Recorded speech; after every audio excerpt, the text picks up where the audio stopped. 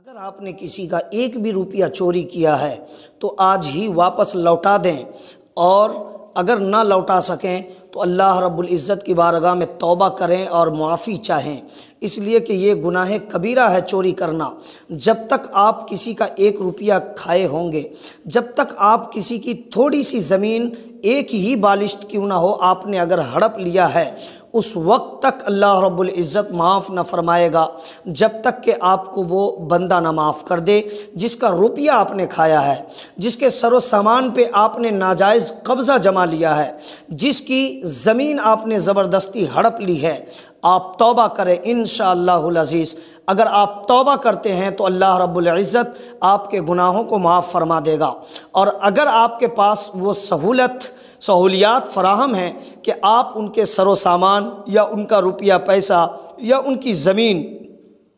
جس پر آپ نے ناجائز قبضہ جما رکھا ہے اس کو واپس لوٹا سکتے ہیں، اگر یہ آپشن اویلیبل ہے تو آپ ضرور واپس کر دیں۔ اگر واپس نہیں کریں گے تو جب تک وہ بندہ معاف نہ کرے گا اللہ رب العزت بھی معاف نہ فرمائے گا، اس لیے کہ یہ بندوں کا حق مانا جاتا ہے اور اسی کو حقوق العباد کہا جاتا ہے۔ عبد کے معنی ہوتا ہے بندہ، اور عبد یہ واحد ہے، سنگولر ہے، اس کی پلورل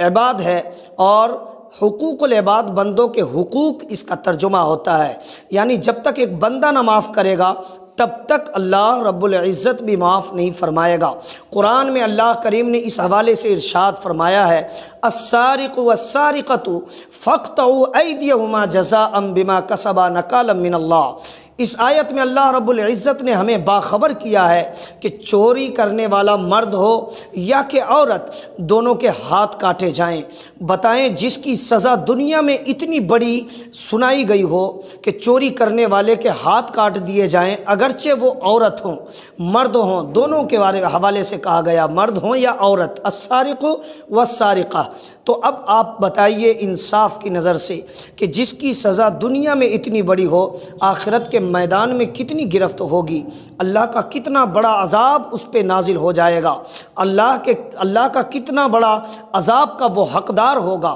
اس لیے میں آپ سے کہنا چاہوں گا کہ قرآن شریف میں اس کی پوری تفسیر موجود ہے، آپ پڑھیں گے پتہ چل جائے گا۔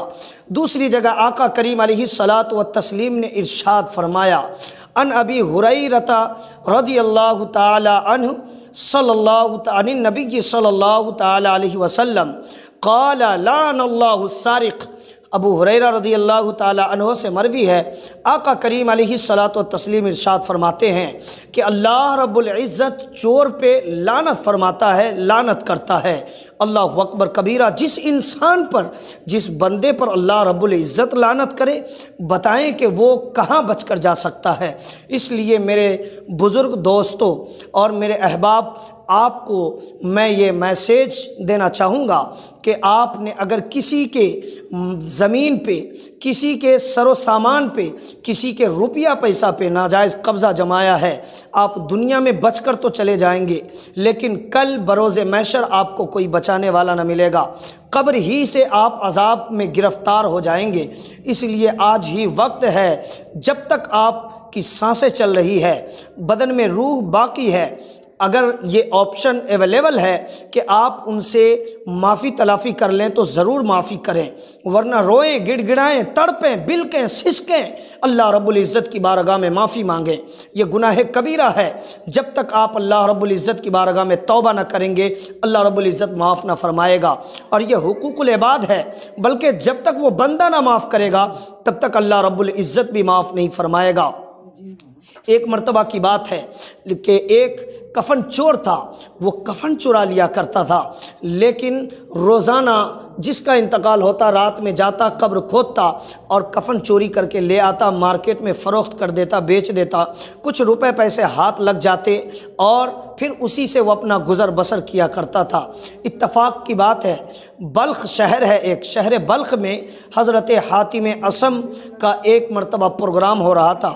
حاتم اصم گفتگو فرما رہے تھے، بیان جاری تھا، واعظ و نصیحت فرما رہے تھے، اتنے میں حضرت نے ارشاد فرمایا، حضرت حاتم اصم نے، کہ اے اللہ پروردگار عالم، آج ہماری محفل میں جتنے لوگ بیٹھے ہیں سب کے گناہوں کو معاف فرما دے، یا پھر یہ کہ اس میں جو سب سے زیادہ گنہگار ہیں ان کے گناہوں کو معاف فرما دے۔ ان کا ہاتھ دعا کے لیے اٹھنا تھا کہ ان کی دعا کو قبولیت کا درجہ مل جاتا ہے۔ اللہ رب العزت حضرت حاتم اصم کی دعا کو ایکسیپٹ و قبول فرما لیتا ہے، اور اس کفن چور کے سارے گناہ معاف کر دیے جاتے ہیں۔ اب یہ کفن چور جب دوسرے دن صبح اپنے گھر پہنچا، پتہ لگایا کس کا انتقال ہوا ہے، قبرستان رات کے سناٹے میں پہنچ گیا، قبر کے اوپر سے مٹی ہٹائی، اندر داخل ہو گیا۔ جو ہی کفن نکالنا چاہ رہا تھا میت کے جسم کے اوپر سے، تبھی ہاتف غیبی سے آواز آتی ہے، غیبی ندا آتی ہے کہ اے کفن چور، اب تک تو کفن چور تھا، لیکن رات تو حضرت حاتم اصم کی محفل میں بیٹھا تھا، انہوں نے دعا کے لیے ہاتھ اٹھا دیا، تیرے گناہ کو اللہ رب العزت نے معاف فرما دیا ہے، تجھے دھو کر پاک و صاف فرما دیا ہے، اور تو پھر آج ہی کی رات میں چوری کرنے کے لیے قبرستان آ گیا۔ تجھے ڈر کیوں نہیں لگتا؟ پلٹ جا، اپنے غلط راستے سے باز آ جا۔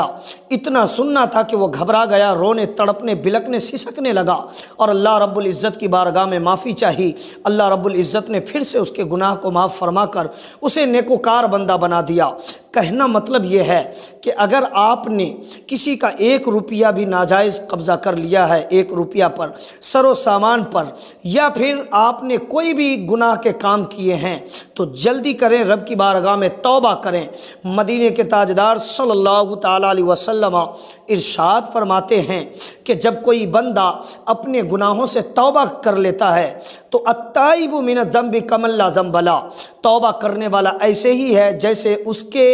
اوپر کوئی گناہ باقی نہیں رہا، وہ پاک و صاف ہو جاتا ہے، جیسے وہ ابھی ماں کے پیٹ سے پیدا لیا ہے ایسا صاف ستھرا ہو جاتا ہے۔ اللہ رب العزت کی بارگاہ میں ہم دعا کرتے ہیں کہ اللہ کریم ہمیں ہر ایک چھوٹی سے چھوٹی جو برائی ہے، کسی کو تکلیف پہنچانا ہے یا کسی کے سر و سامان پہ ناجائز قبضہ جمانا ہے، اس سے بچنے اور گریز یعنی کہ پرہیز کرنے کی توفیق بخشے۔ ہر طرح کے گناہ صغائر و کبائر سے اللہ رب العزت ہم سب کو بچائے رکھے۔ السلام علیکم ورحمۃ اللہ تعالیٰ۔